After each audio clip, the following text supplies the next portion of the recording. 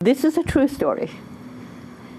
When I was a wee girl, I never lacked for food. There was always plenty of food. My father was a farmer who had a great garden of vegetables. My mother was a fabulous cook.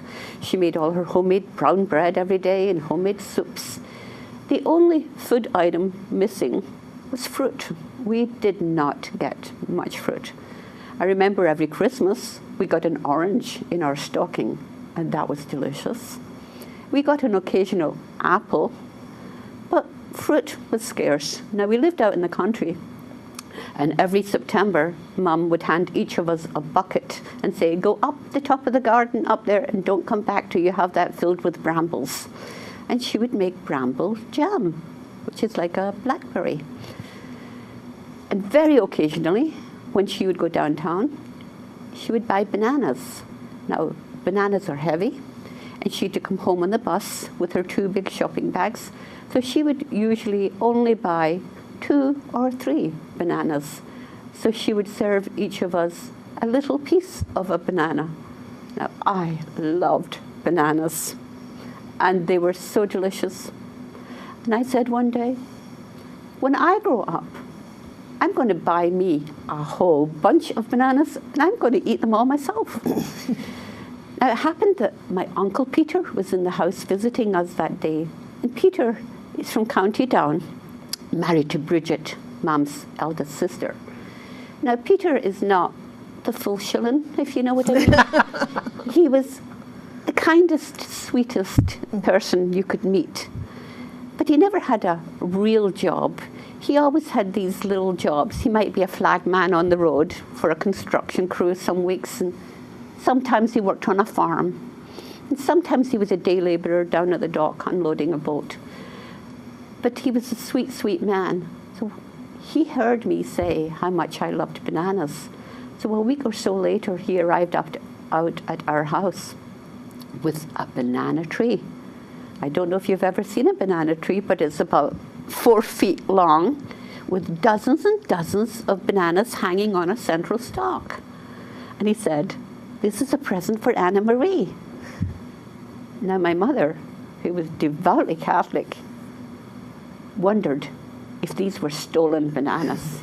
Now, if these were stolen bananas, we might be committing a sin by eating something that was stolen.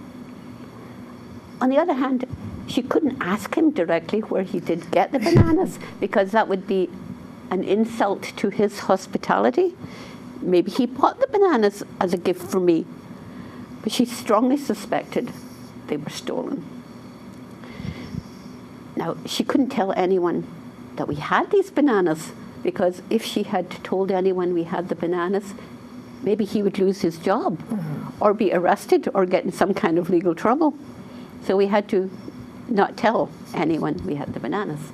So the first day the bananas arrived, I eagerly opened one, but it was brick hard, very dark green, and didn't taste nice at all. So Daddy, being the farmer, said, aren't they supposed to be yellow? I said, yes, indeed, they're supposed to be yellow. He said, I think these are not ripe yet. So I said, how are we going to get them ripe? And he said, leave it to me. So behind the kitchen boiler, there was a big cupboard. We called it a hot press. And he took the shelves out the hot press, and he put a big hook on the ceiling, and he tied a rope around the top of the stalk of the banana tree and hoisted it up to the inside of the cupboard. Well, day by day, the sweet smell of bananas were wafting all through the house. And every morning I'd come down before I went to school. I was about 8.